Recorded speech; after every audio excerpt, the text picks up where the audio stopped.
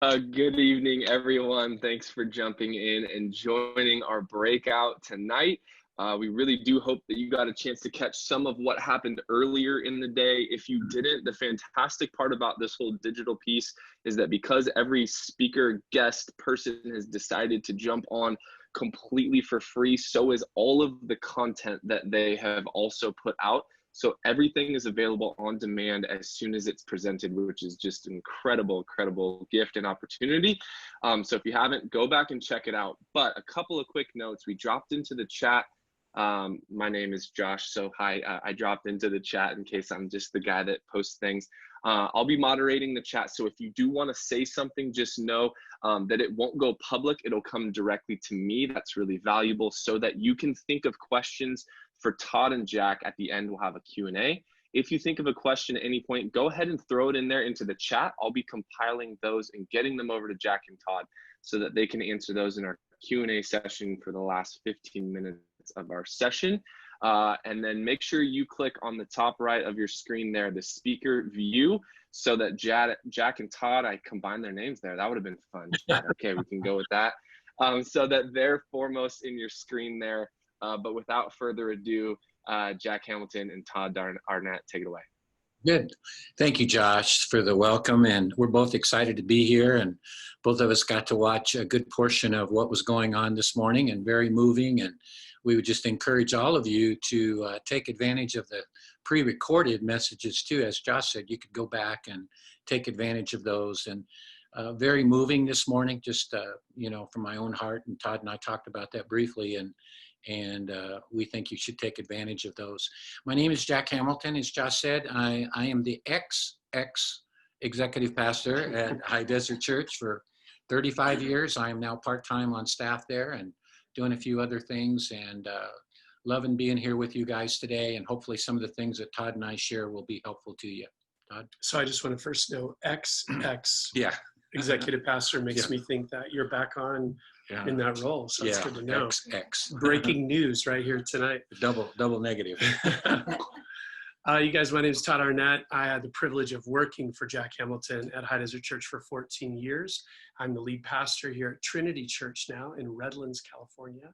And we have the privilege, we are adhering to the 6-inch rule of social distancing. And so we're glad to get some time to be with you. As Josh said before, there is a handout. We had the privilege of doing this seminar together at both Thrive conferences, Southwest and then up at Granite Bay last year. And so we have a handout if you want to look into that. I think Josh turned it into a PDF so you can just download it. We love to fill in blanks. That's the bottom line. We are guys who love to fill in blanks. So we've got blanks for you. And if you're able to even download that, even print it, old school, write in stuff, either way, we want to make those available to you and hope they'll be helpful. So let's dive in a little bit tonight. Jack, it's a total pleasure. The reason this is huge for me, Jack could probably be doing this with literally, and I'll tell you this later, probably a couple dozen guys that he's invested in. It's a huge honor for me to get to do this with someone who's mentored me so well. And our hope is the reason that you're here, we were just talking about it, there are so many great options for you to be watching right now of all the different Thrive Summit breakouts. So we know that the reason that you would have picked it is because of Jack, or it's because this idea of mentoring is important to you. And that's our hope, is just to help give some handles and give you a little bit more clarity and even some hopeful direction and next steps. We think there are people watching who want to be better mentors to others, and other people who want to be mentored, and you're kind of looking for who would I kind of approach, and we're going to give you some ideas for that. Why don't we dive in? If you look on the handout, the digital PDF for you, one of the things, I think it's always really important to start with defining the terms. So let me give you a definition for the word mentor. This is just a good old Webster's one. It's someone to advise or train someone, especially a younger colleague. And then maybe other words, a trusted counselor or guide. And here's the fill-ins. We said a tutor or a coach. So someone who basically is just spending that real focused time with you towards your growth, towards you becoming better. So a tutor or a coach should be the fill-ins. We love this quote. We found it's Thomas Addington and Stephen Graves. This is what they say about mentoring, I think a great, just thoughtful definition. Mentoring is a mutual relationship with an intentional agenda designed to convey specific content along with life wisdom from one individual to another. That's a mouthful, but it's a pretty good working definition. Mentoring does not happen by accident, nor do its benefits come quickly. We'll talk today a little bit about even the idea of a real structured mentoring relationship and one that's more flexible and casual, but casual isn't code for not intentional. So these are very purposeful relationships.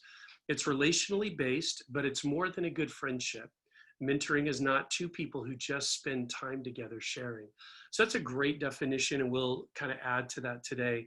And finally, what we think as we actually first presented this, you remember, at a men's conference for our good friends at Flipside Church in Rancho Cucamonga. And as we were sharing it, we realized as we were kind of studying up on the topic in your notes, mentorship sounds a whole lot like discipleship. And at the end of the day, that's a really great kind of parallel to use.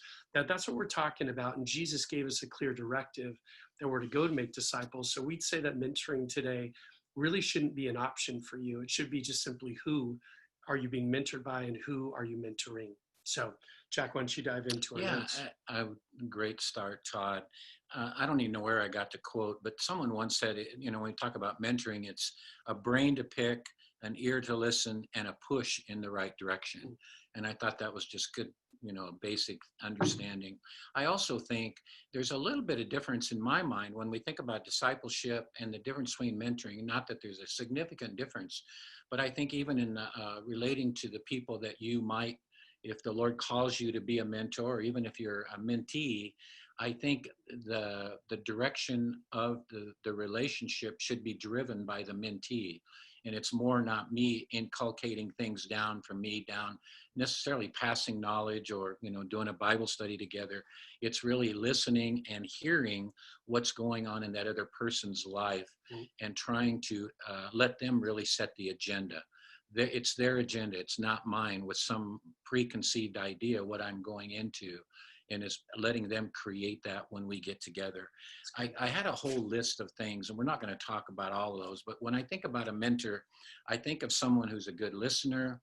I think of someone that's a good encourager, someone that provides some level of accountability, someone that speaks godly wisdom, leading by an example, really encouraging spiritual growth in the mentee, makes themselves available as much as possible, kind of walks alongside them. I get this visual picture in my mind almost of walking along somebody with my hand or my arm around their shoulder before COVID-19.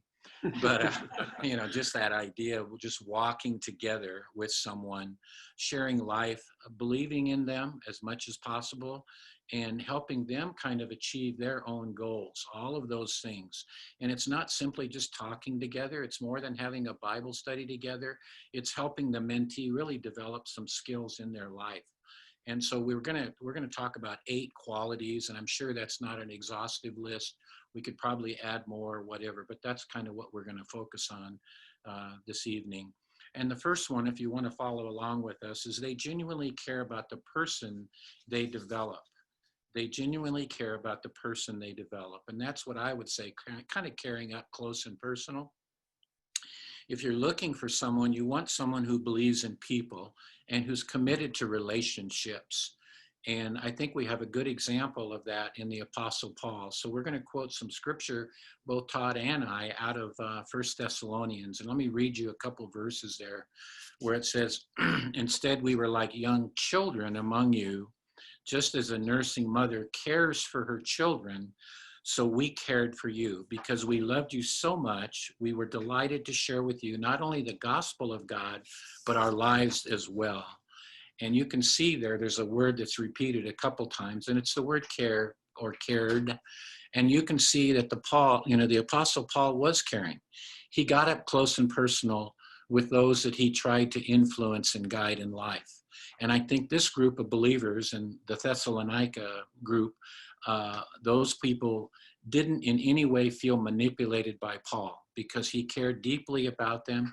And when you do find someone who has this mark, who truly cares, that really is a gift to you. And he didn't maintain kind of that professional distance from these Thessalonian believers. We tend to think of Paul only as kind of the apostle Paul, or the author of the epistles, but he was a relational guy in my mind. We could go back to look in Acts chapter 18, where he had that relationship with Aquila and Priscilla, his wife, and he actually lived with them for like a year. He came alongside them, lived in their house, and I started thinking, man, can you imagine Paul living in your house? But that's what happened then. So Paul found this married couple, he moves in with them, and he comes up very close and personal to them, and he actually really cared for them. And I think you cannot really develop a mentee you do not believe in and have that caring relationship. And the mentor can see the potential when the mentee might not even see it in themselves, and want to be encouraging to them as they walk along life.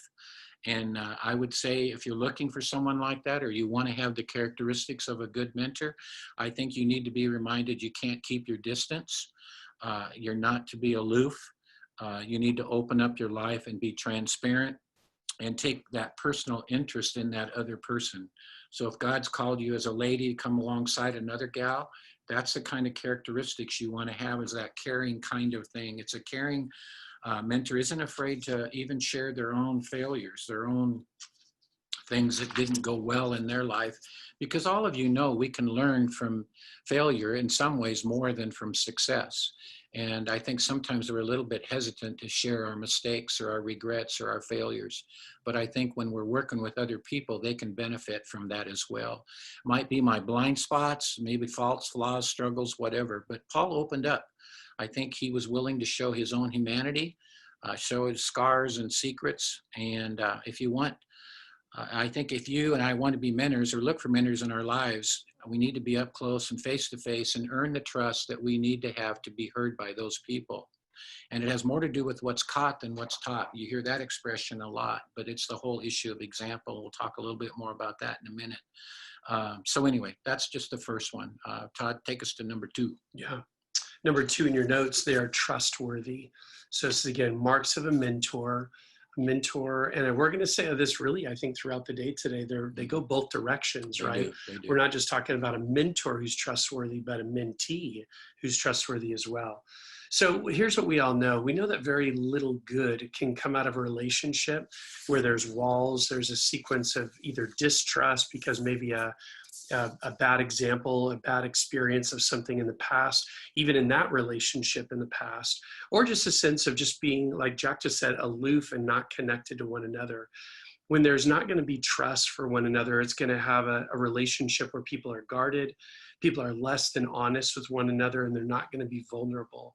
So on the one hand, while we know that's nothing new to you to tell you that a foundational part of any relationship is that of trust.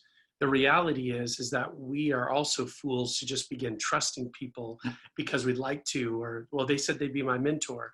So that really is an earned and a growing phenomenon. And I'd say that's true in our relationship. So grateful for is how trustworthy Jack has been towards me these last, now we're really, I was thinking about today, we've known each other for 18 years. Long time. That's about how long ago? Back when I was 20 years old. When you were just a wee nip. Yeah. But in that time, I think about the things, and I think about even trustworthiness. So I told you earlier that Jack was the executive pastor. I worked for him at High Desert Church. And even as I was processing things in my own journey, in my own just kind of, God, where are you leading me? And that was leading me away from a really great church, a great staff. As I did that, I just kept talking to Jack about every part of that. Now you got to know how incredibly unique that is, especially those of you who serve in a church ministry. As sad as it is, the minute you begin talking about leaving, at another job where it came up, I didn't even get the chance to say it. My boss said, well, you better be looking for another job if that one doesn't work out. So, I mean, that is hostile territory. And yet for Jack to say, hey, let me help you. And he just was this incredible guide all the way. So that incredible sense of trustworthiness, I have so much gratitude and just esteem and thanks for Jack being that kind of person I can share with. But the other thing is true too. We said it a minute ago. It's really a two-way street. And over the course of 18 years, Jack's been able to share stuff with me. And I'll just say, as a mentee, the easiest way to keep confidence, to keep a trustworthiness with the mentor that you're in a relationship with, is simply keep it to yourself. It's that easy. Just don't go sharing the stuff that you know is not for other people to know. And so I think that's been a huge win in not only our mentoring relationship, but also as you consider a mentor relationship, that trustworthiness and building that bond is just essential. It'll take time. It doesn't happen overnight, but it's going to be worth it if you keep up to it. Here's a practical step. I would just suggest that a good candid conversation for you and your mentor, or for as a mentor, you and your mentee, is to say, hey, unless I get your permission to share this with somebody else, I'm not going to do it. And that's just a great, like, that needs to be said and not just assumed, but just to say, you know what, I'm not going to share anything you share with me unless I get your permission first. And the only reason I would is because I think it's in your well-being, your best interest. So that's just a good practical piece. So second steps, there's a trustworthiness that you're looking for. Yeah, and there's so much I could even add to that, Todd. I appreciate your comments, and just really in that mentor role, having enough interest in that person, and in some ways that even supersedes our own ministry. Because what was best for Todd was to go and be a senior pastor of a church of 14 or 1,500 people and lead his own ministry. And so I'm very proud of him for doing that and doing a great job. The third one there, you guys, is they have a recognizable competence, if you want to write that in, competence or expertise. And I'm really talking about more a person with a good track record that's kind of even adding on to that a little bit of the integrity. There's a couple of verses that I will share with you. In Proverbs 19:20, it says, get all the advice and instruction you can, so you will be wise the rest of your life. And another one that probably many of you are familiar with, in Proverbs 27:17, it says, as iron sharpens iron, one person sharpens another. And we need each other. We can make each other better at what we do, as God's called us to that, when we stimulate one another to good works and challenge one another. And so when you think about all of this, what you're looking for is someone with some experience. Find someone who's good at something that maybe you want to be good at. And mentoring is, at its best, is not really a program. It's a relationship, and it's a culture of sharing knowledge, experience, and wisdoms. And, you know, I started thinking mentorship isn't just what we're talking about in the ministry role. It's broader than that. It might be a mentor in golf or soccer, or leadership, or even whatever. It seems like more and more people will engage me, Todd, in things like parenting. Yeah. You know, because I have younger guys that we spend time with, and marriage, where it wasn't so much a few years back, but it's more that way now. And again, we're looking for somebody with a good track record. And again, there's no perfect people. You're not going to find someone that doesn't have any flaws or mistakes or whatever. That person doesn't exist. It just doesn't happen. But a good track record that shows the person has accomplished and achieved is important, and I think almost essential. And this person maybe has maintained a good character and integrity while producing results in their job, their sport, their ministry, or even their family. And I do believe integrity is a big part of that. One of my favorite passages of scriptures, Todd, is in Psalm 15. And I just want to share it with our folks. And it's a psalm that David wrote. And it says this, Lord, who may dwell in your sacred tent? Who may live on your holy mountain? And that's really kind of a symbolic term. It's a symbol of God's presence. And he goes on to say this, the one whose walk is blameless, who does what is righteous, who speaks the truth from their heart, whose tongue utters no slander, who does no wrong to a neighbor and casts no slur on others, who despises a vile person, but honors those who fear the Lord, who keeps an oath even when it hurts and does not change their mind. And at the end of the psalm, David says this, whoever does these things will never be shaken. Great stuff. And when you think about that integrity issue, it's that congruence, you know, the agreement between a person's walk and what they talk like. And as a mentor, you will be watched and imitated and tested. So it's important for a mentor to admit when he doesn't know something. There's been times in conversations, even with Todd as a new senior pastor, I remember saying to him sometimes, I don't know. You're on your own, bro, because I don't have answers to everything. But I just think that's important too, to be that vulnerable. Awesome. In your notes, here's number 4, about marks of a mentor. They possess a combination of toughness and compassion. They have this incredible balance of these two important things of toughness and compassion. And it makes me think of the best coach that you've ever had. We have wonderful, what's the word, audience here in our office today. Our 2 wives are here. When we crack a really funny joke, we're getting them to laugh. So that's our background. It has to be really funny. It is really funny. But that's like our audience laugh track going on. So we've got Linda and Joanna here for that. But I was thinking of the best coach that you ever had. And for some of us, it's a sports coach. Maybe it was in something with the arts, theater or music or dance. But think of the best coach that you ever had. And as you get that person's face in your mind for just a minute, think of the great way that most likely they held a good balance of those two things. On the one hand, they pushed you. They saw in you, like Jack said earlier, what you actually couldn't even see in yourself. You didn't know you could even excel at that level, but they did. They saw that in you, and so they pushed you. And that would cause them to want to direct you and even sometimes call you out in a practice or even in a game and say, hey, that's not what we said, or I know you can do better than that, whatever it is. But here's the interesting thing is every time they pushed you, you never had this sense that they didn't love you.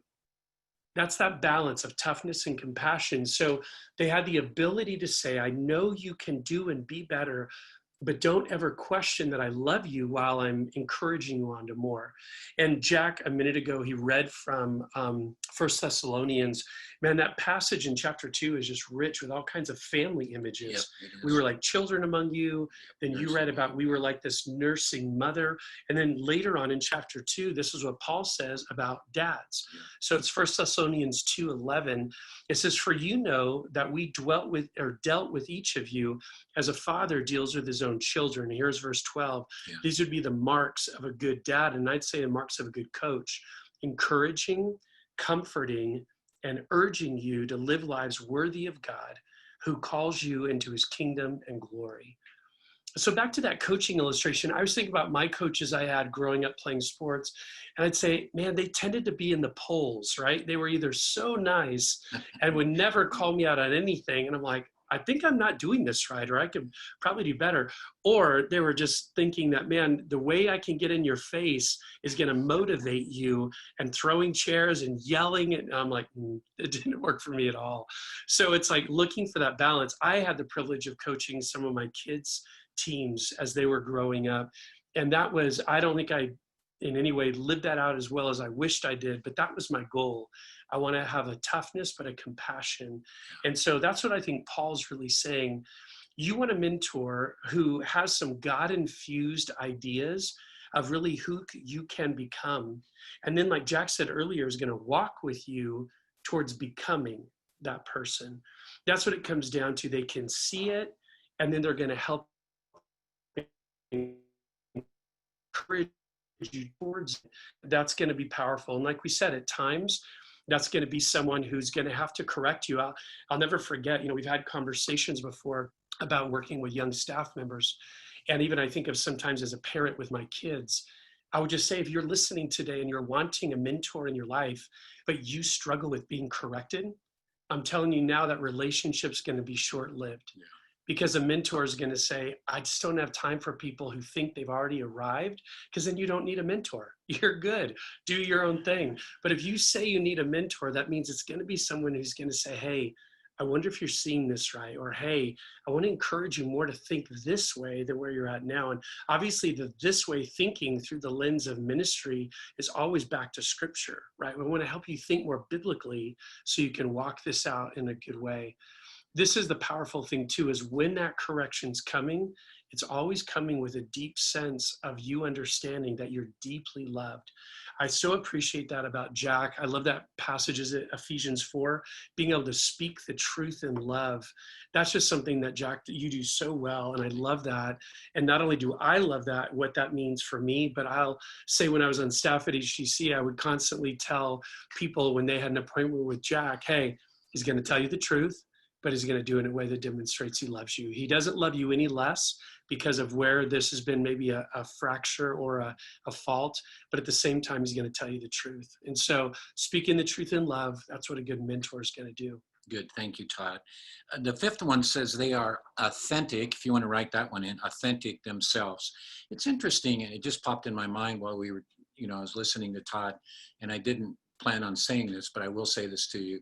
There was a study done, and I can't remember, I think it might have been at Ohio State, and I think the issue was likability. And they were asking, what are the top 3 characteristics of someone that has a likability factor? And they were these 3 things, and they kind of relate to Todd. One was sincerity, somebody that would come alongside of you and be sincere when they were with you. Not so much, in a sobering way where they couldn't have fun with you, but sincere. The second one was authenticity. That's this point. So they were sincere. When we talk about likability, especially in the world that we're living in today, because there's so much need for this kind of stuff going on in terms of mentorship, but sincerity, likability, and you know what the third one was fascinating to me, and I can't remember exactly how they framed it, was capable of understanding. Someone that had the ability to maybe get into your shoes and walk with you and know what it was like to be you. And I think that's interesting, even when we were thinking about today, as we talked about what we had heard this morning with some of the people like Dr. Jakes and Miles McPherson and Albert, to know what it's like to be a Black man, and be able to, capable of understanding that, I think, is a factor. But anyway, the authenticity component, you're looking for someone that's not arrived yet, that really is high on what we would call that EQ component, and they have good self-awareness, they're authentic themselves and genuine people, and they're not kinds of men and women that fake it. They've learned to be open and honest and transparent kinds of folks. And a good mentor doesn't have to worry about making a good impression. Authentic mentors are not trying to look holy, which is ultimately is phoniness. I was thinking too about back in 2 Chronicles 10, that whole story of Rehoboam, where he kept this public perception that he was devoted to the Lord, but ultimately that was just hypocrisy, because his life didn't match the image that he gave. And so when we think about this component, we need to be real, we need to be authentic, we need to be sincere. And only when your message meshes with your actions, do you have power to impart that in your life. And people know that when you're not. Sometimes I think we think we're fooling people, but we're not. They can see through that. I have a working definition for authenticity. It's your ability to stand before people and have them ask anything about your life. That much openness. It's our ability to answer questions honestly without cover up or secrets. It's all open. I wanted to illustrate that. There was a speaker years ago. Some of you might not know because you're in other parts of the United States or even out of the country, but in California, one of our significant camps is a camp called Hume Lake. And it's a camp that I don't even know, Todd, what do they have? Maybe, it sounds crazy, but maybe 15, 20,000 students each summer on campus there. But I remember one of the speakers saying this to me a few years ago, and he said, Jack, years ago when I would speak at Hume Lake, I would get these kinds of questions from the students. And in the last couple of years, the last 4 or 5 years, it's been different, because I think there's a crying need out there for leaders to be authentic. And so what would happen on Sunday nights, the speaker for the week, and Todd used to speak at Hume Lake himself, And on Sunday night, they would have kind of get to know the speaker night, where the speaker would be up on stage and the students would be able to ask him anything they wanted about himself, just getting to know the person. And he was talking about how years ago, they used to ask questions like, what kind of a car do you drive? You know, where did you go to college? And are you married? And, you know, how did you meet your wife? Those kind of safe, generic questions. But he said it's changed now. With the young people, they're crying out for authenticity. The questions now are things like, when is the last time you told a lie? Or have you ever cheated on your income tax? Or have you ever cheated on your wife? And it's a different world. And so we need that openness. We need to know what we're getting into in that relationship with people, because we should be the kind of people that have nothing to hide. And to me, we need to create that culture of reality with no phoniness. We've got to let people see us. The values we're trying to say through ministry ought to be seen in our lives. 1 Thessalonians 2:3 says, For the appeal we make does not spring from error or impure motives, nor are we trying to trick you. The apostle, back to Paul, incarnated the gospel in the reality of his own life. And I think a mentor leader that's full of authenticity and coupled with sincerity, that's a rare thing to find. And ours is a day of superficiality. You know, people can fake it. You and I can fake it. We're all good at covering up. And people are often admired for being clever rather than criticized for being a phony. So what does God want from us? He wants to have a heart of transparency and authenticity. I think that's a great quality you need to be and what you're looking for if you want to put yourself under somebody else's mentorship. Todd? That's awesome. Thank you, Jack. Hey, question I have at this point. We can see some of the screens on our screen at once, and there's a few screens to look at. We'll go through all, but do this. If you're here and you're watching today because you're primarily saying, I want to be either a mentor or a better mentor to those I'm involved in now, raise your hand. I just like to see if that's what you're here for. Good. I want to know how to be a better mentor. Let's reverse it. If you're here today because you're saying, I would love to be mentored, and I'm looking to find someone who actually can be this kind of person to me, I want kind of a grid to know who to look for, raise your hand. How many of you would say that? Okay, a couple. Cool, yeah. Good. And here's the thing, when Jack and I would do this seminar in a live event at Thrive, we would just have these two groups holding up their hands at different points and saying, now, if we could just introduce you to each other, this would be so awesome. We're done. Like, we just made matches. We just did this great thing. It's eHarmony. But I would say that we love that there's people from both sides, and you just indicated that, of this issue that you're looking for. And I would even say I'm fortunate to be someone who's kind of in the middle of a pipeline. When we did this for the very first time with our friends at Flipside, they know my son, also named Jack, really well. And so I just said, all you need when it comes to mentoring is a pair of Jacks. You need a Jack above you and then a Jack below you in terms of where we're at in our walk with the Lord. And you're getting poured into as you're pouring into someone else. So I just want to encourage you, if whatever you were raising that hand tonight, take action steps on what we're talking about to actually put feet to this. We'll give you some more on that in a minute, but I want to encourage you to get real practical with this information. Here's number 6 in your notes. Marks of a mentor: they believe in the person they invest in. They believe in the person that they invest in. I think the very best example of this ever is Jesus, obviously, and watch why. He finds these guys. I mean, think of who they were. Guys who are in the boats fishing, which was just a very blue-collar job. He finds a guy who's a hated tax collector. He finds a guy who works for Rome, and he finds another guy who hates Rome so much that he's constantly rioting as a Jewish zealot. He brings all these guys together. He says this to them even before he goes to the cross. I'm entrusting everything that's going to come. My kingdom is going to be carried out through you. You're going to do even greater things than I've done as you've been with me these 3+ years. That's amazing. Talk about, and Jesus saw all their flaws. He knew everything about how they were going to fail. Remember, when Jesus needed them most, every single one of them ran away. Nobody went with him to the cross. He did that all by himself. But even in the midst of those great failures, Jesus saw beyond that, and he knew exactly who he chose, and he knew exactly what they were going to do to really take that great commission and literally bring it all over the world. And so when you think about Jesus's example, what a great way to just kind of think through seeing in people what they can't even see in themselves and believing, I want to invest in you. I believe in you and what you're going to be. Here's why this is so essential, and watch this. It's essential on both sides. For the mentor, having this sense of valuing of this person, this is someone I want to invest in. If they don't have that sense, they're going to, at least in the back of their minds or very overtly, continue to think, am I wasting my time? Does this person want to grow? Does this person have the potential to really grow? Am I the person to do it? Whatever it is, they're going to be questioning that at such a rate that they just don't know if this is even going to be valuable. And conversely, for a mentee, someone looking up to a mentor, if they're thinking, do I really want to have that kind of investment from this person?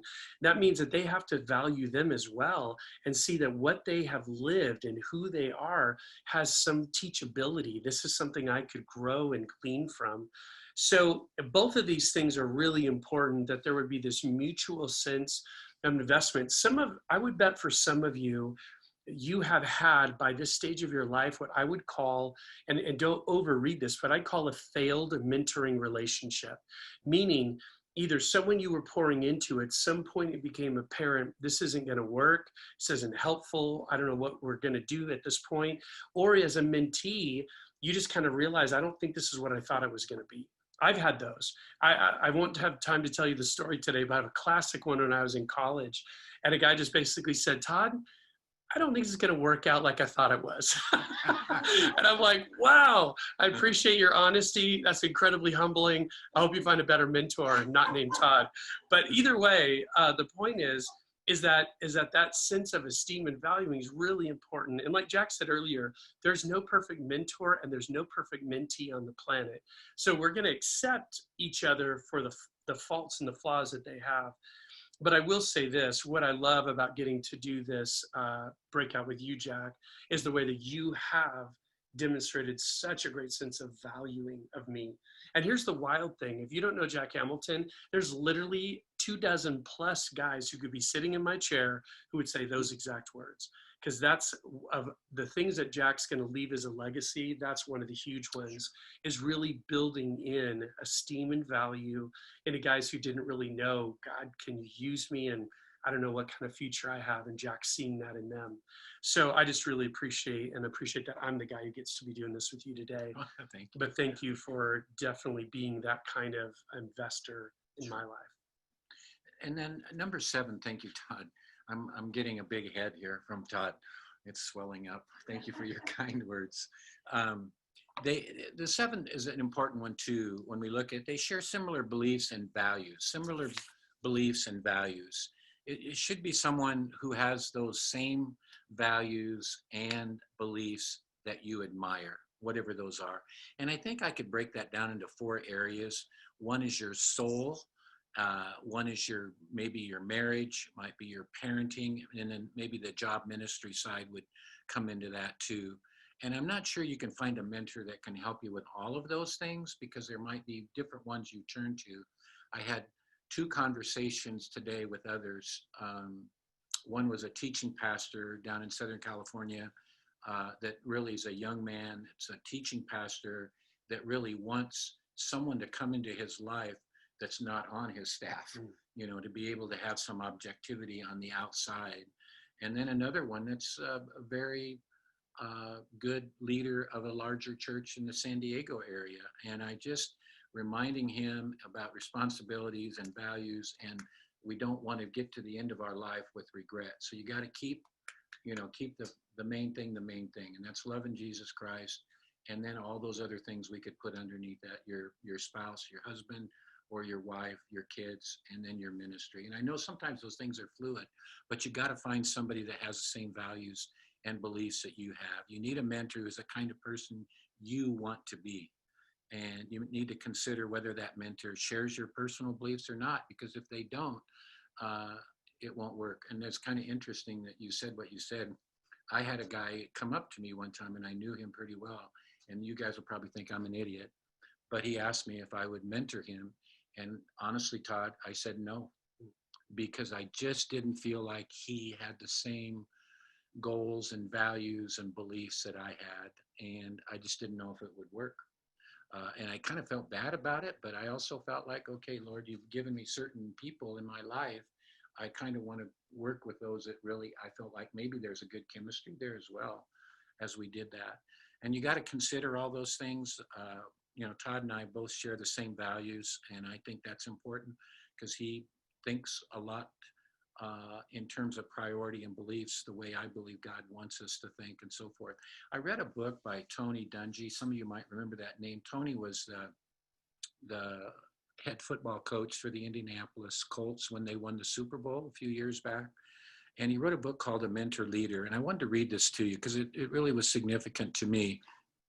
And he said, surprisingly for some, research conducted by the Leadership Research Institute has shown that in times of crisis, people gravitate toward the person of highest character, not necessarily the person who is in charge or even the person they believe to be the most competent. Rather, people will tend to build a relationship with and follow the person they view as the most, and this is Todd's word, trustworthy.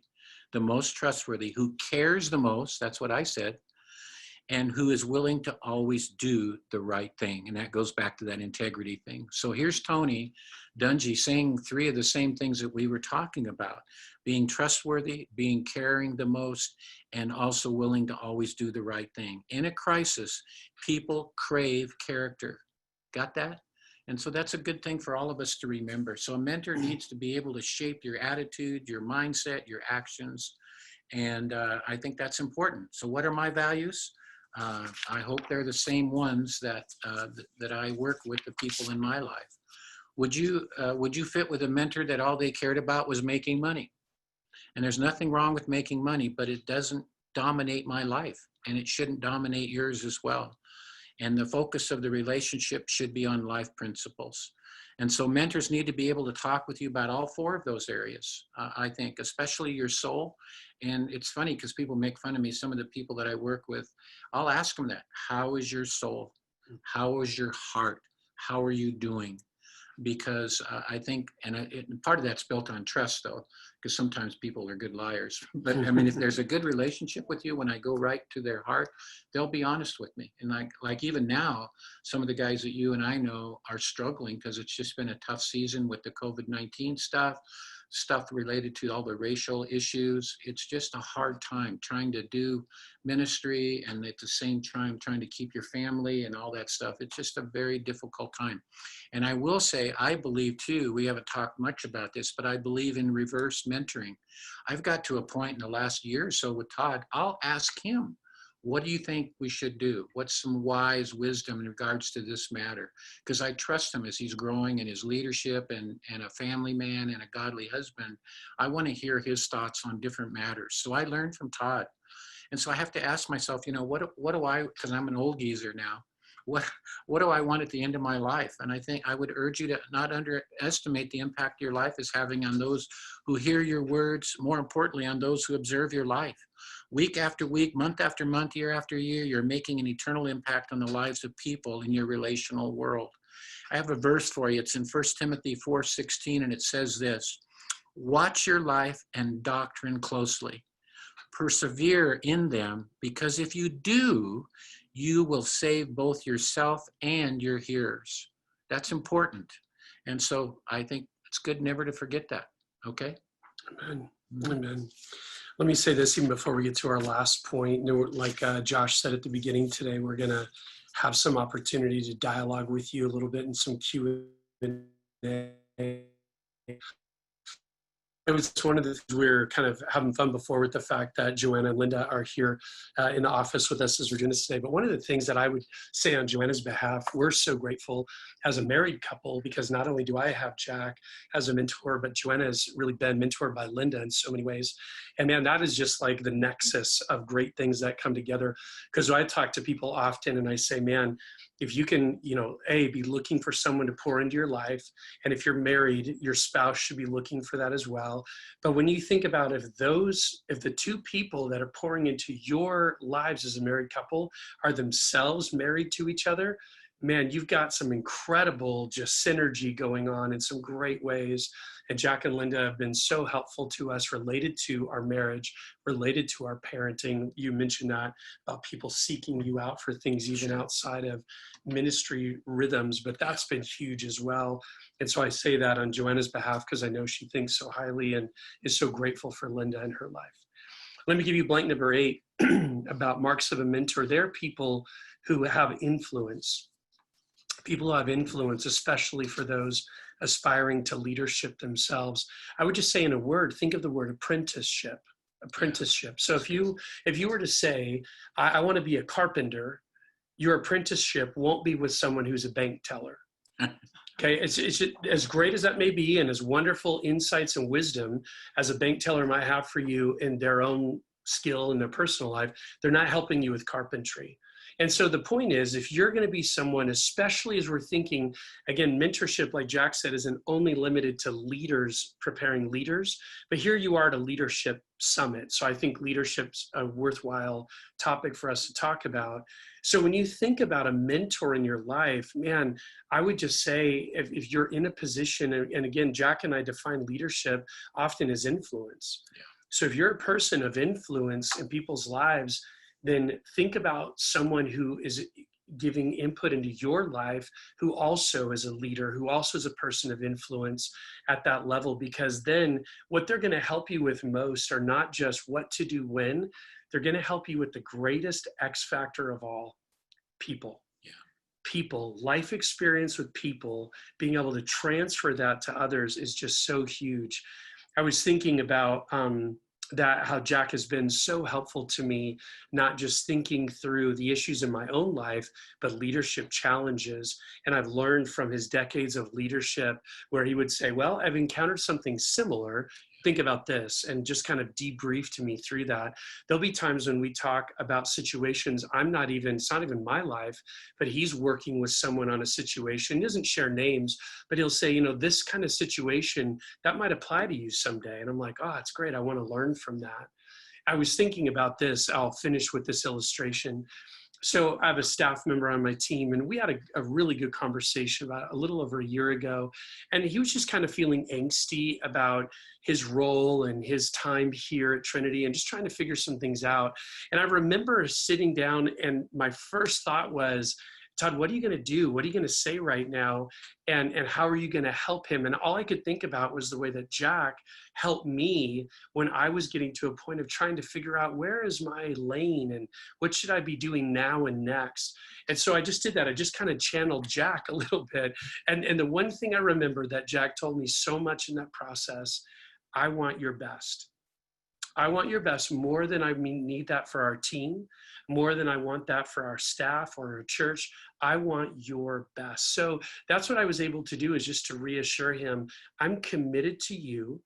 I'm committed to giving you more and more leadership opportunities to grow and develop you so that no matter what God has for you next, you're going to be prepared for it. And that was a really cool conversation. I think he walked away feeling valued, didn't feel like, because he was being a little bit vulnerable with me, saying, I'm kind of wondering about my future. And when you share that with your boss, I could put you, like I said earlier, in some hot water. But instead of getting weird or sideways on him, I just said, you know what? I care so much about you, your family. I want to help you. Let's keep doing things that help you no matter what, towards whatever God has for you. And all that was repeating the same conversation, but in different shoes that I'd had a few years earlier with Jack. And so that demonstration of, hey, how can I be in a situation where I can ultimately be for your best is what we're after. So. All right. Yeah. Just Finish in closing, some question. I just, my thought is, being an older guy, we just need to pour ourselves into the lives of other people. And don't forget that. I mean, not that that's your only legacy, but I do think, it's taking the biblical values that God, through the Holy Spirit, has put into our hearts and lives to pass them on to other men and women. That's where we're at. And by the way, can I make fun of Steve Hopper? Steve, smile at me. because Steve was in our seminar last time, I think, up at Bayside. You must be a slow learner. I just want to know, Steve, thumbs up or thumbs down? Was this time better, worse, or about the same? What would you give us? Well, he gave us a thumbs up. Well, what a great guy. Thumbs up. Okay. We're going to take that and run with it. Hey, let's knock out. Why don't you look through here? Josh has done a great job of giving us some of the questions that people were asking. Let me do this. You might get this more organizationally, but let me take this one. Okay. The question is, would you add or subtract anything, what we've talked about today, when mentoring teens or tweens or tweens? It's a great question. I was youth pastor for 10 years, family pastor at HDC for 9 of my 14.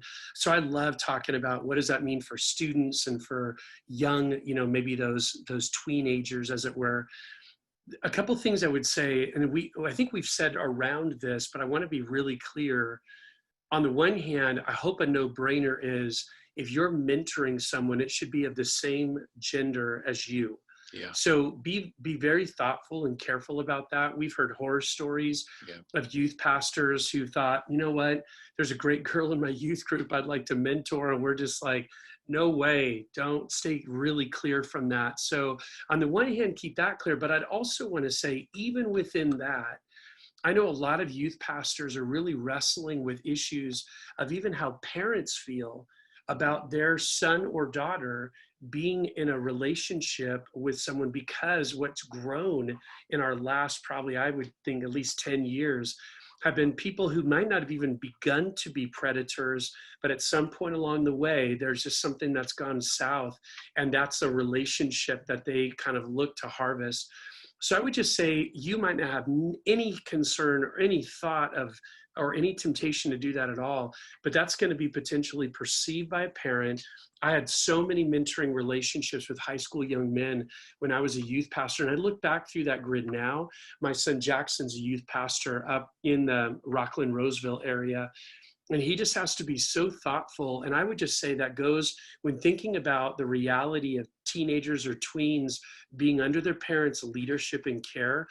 I don't think you could over communicate enough with a student's parents to say, hey, because what is a youth pastor in the first place? Someone who comes alongside and is an ally to a parent, never takes that role away from them or tries to.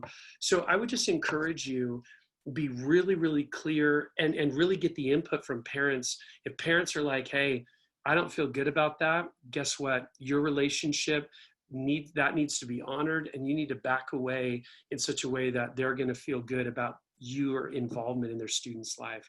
So that's probably the to my mind, the only biggie I can think of. Yeah, Todd, as an ex-youth pastor, would, in that kind of role, would you think it's wise to get the parents' permission before? I would. Yeah, so you would, that would be one of the initial steps. Totally. If you felt like that kid wanted that, you wanted to be that for them, you would want mom and dad's blessing on that. And there could even be a win, like a couple times my mentoring relationships were a couple of friends. So 2 guys, that are friends. And then there's just that increased accountability. But those are issues that just honestly were not even on my radar, weren't on our family's radars when I was doing youth ministry 15, 20 years ago. Yeah. But now it's really huge. So just be thoughtful on that front. One of the other questions is, how candid should a mentor be? Is there a difference between honesty and 100% candidness? I'm not quite sure what that totally means, but I think I would believe at some point there needs to be 100% candidness. Now, I might not back the truck up and dump the whole load on a guy all at once, but I do think as time goes on and there's a relationship that's established, which is more what you were talking about, where that trustworthiness is really one of the key components. I would hope I could say anything to that person at any time. I mean, after a relationship's been, because I'm really not doing them any favors by not being honest with them.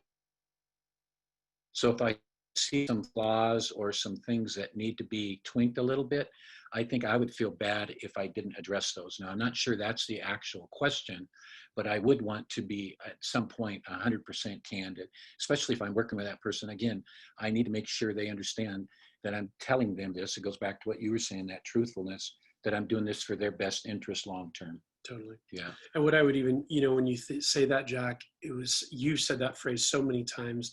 You're not helping anyone if you don't tell them the things they need to hear. Yeah. And then, maybe related to that too, with the transparency.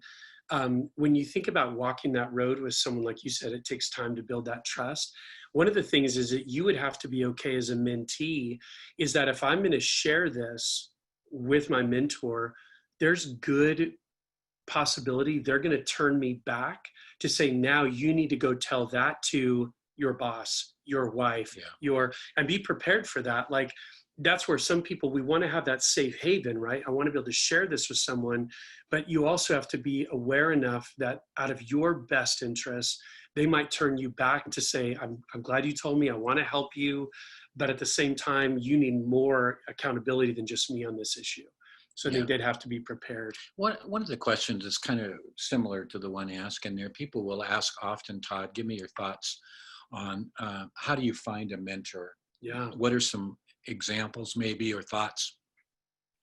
Because we had a few people raise their hand that they would love to find a mentor. Obviously, there's many men and women out there that would love to be a mentor. I honestly, you guys, haven't found any churches that do that well in terms of the matching. Programming. Yeah, almost, I don't know if it takes real programming or what it is, but I just think it's an essential part of our growth spiritually and even in the church. But give me your thoughts. I'd love to hear, how would you, maybe if somebody came to you looking for a mentor, what kind of advice would you give them? Yeah, I would say, first off, generally speaking, I think it's more unique. If not, I think the mentee needs to go first.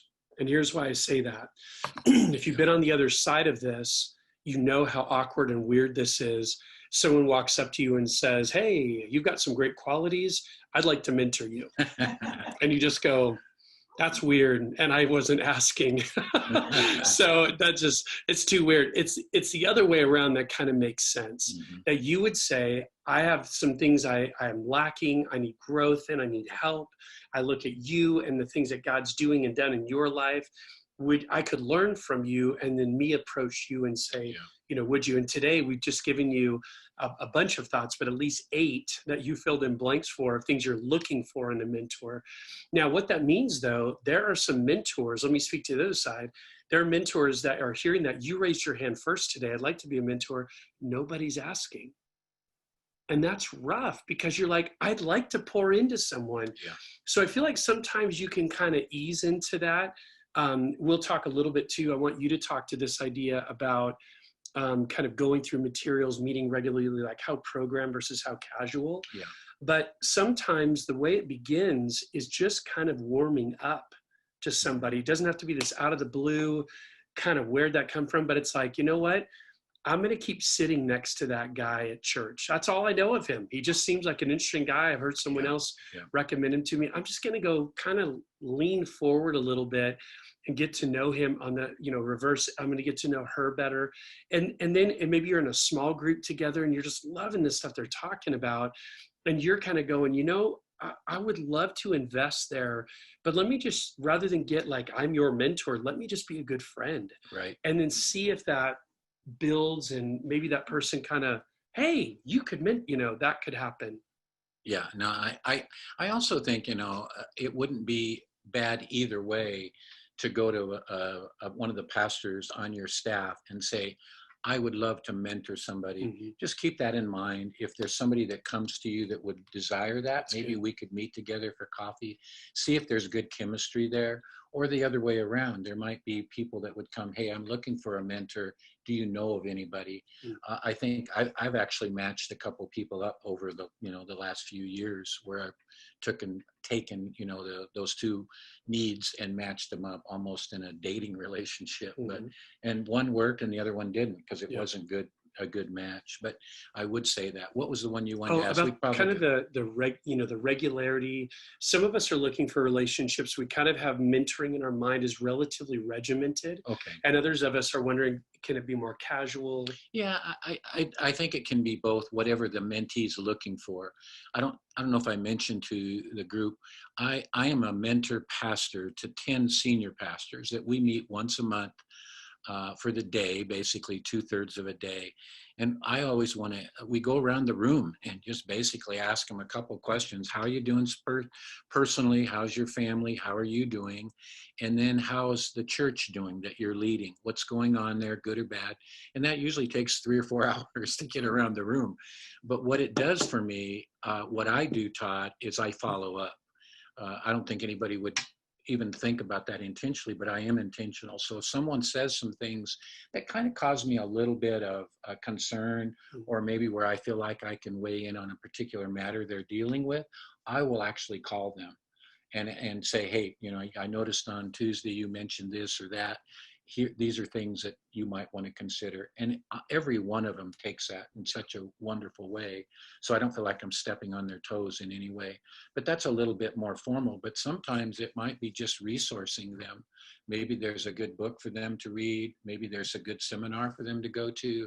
Maybe there's a good curriculum or whatever you want to call it, So, but anyway, it's 6 o'clock, so I don't know what Josh wants to do.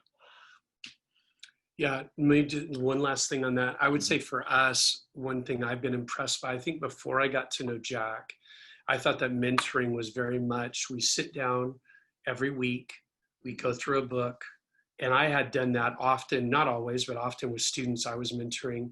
And what I just really appreciate about Jack, and again, he just said it and I would agree, there's no right or wrong, but one thing that might be a new idea for you is being able to kind of explore that casualness. And when we say casual, we said it earlier, we're not saying just getting around kicking the tires and just having coffee and just chatting about whatever. We're asking those hard questions. We're sharing those answers. But there's that sense of, and it doesn't even necessarily mean it's every week, but it does mean there's an intentionality. And I didn't know how good mentor, sometimes you kind of wonder, partway through, am I being mentored? You're kind of wondering, like, is that happening? I think it is, because of the questions I'm asking, the answers he's giving, and how we're back and forth, and it's a little more subtle. But I think that can be because where some people are just intimidated. I don't know if I have the time for a weekly connect. I don't want to go through another book, whatever. Those things, they just kind of go, I'm not even going to be a mentor or be mentored. But if you could frame it in a way that wasn't maybe that regimented, more people might be open to it. Yeah, just appreciate that. Real quick thing, we turn it back to Josh. But I think so much of it is learning to ask good questions. Josh? So good, gentlemen. Thank you for the amazing time and thoughts. But before we end, really quickly, would you just shoot down that list of fill-ins for anybody that came in a little bit late so they can get those filled in, sleep soundly tonight? Yeah. Hey, you're so right on that. Thank you for saying that, Josh, because we know I'm married to a wife who's like, you got to give the fill-ins, go back and do that. So thanks for thinking on that. We'll start at the very top. The 2 words tutor and coach were the first 2 words at the top, giving the definition. We talked about discipleship. Mentoring looks a whole lot like discipleship. And then Jack's first point, they genuinely care about the person they develop. That'd be the fill in the blank, develop. Number 2, they are trustworthy. So there's a sense of confidentiality. Number 3 was they have recognizable competence or expertise. So Jack used that phrase, person with a good track record. Number 4, they possess a combination of toughness and compassion. Number 5, they are authentic themselves. Authentic is the key word. Number 6, they believe in the person they invest in. So they have that sense of confidence in them. And number 7, they share similar beliefs and values. So they have that commonness together before they even really begin. And then number 8, they are people who have influence. So they're leaders themselves influencing other leaders. So good. Thank you again. Truly, it was amazing to just to sit and take in, and I'm sure everybody else feels the same way. But to everybody else, before we send you off, We're getting started first thing tomorrow morning. Make sure that you check the schedule because there's an insane amount of goodness coming your way, and we'll be participating right alongside with you. So, gentlemen, thank you so much, and take care, everybody. Thank you. Josh. Thank We appreciate it. Thanks, you guys. Thanks, Josh. Have a great night.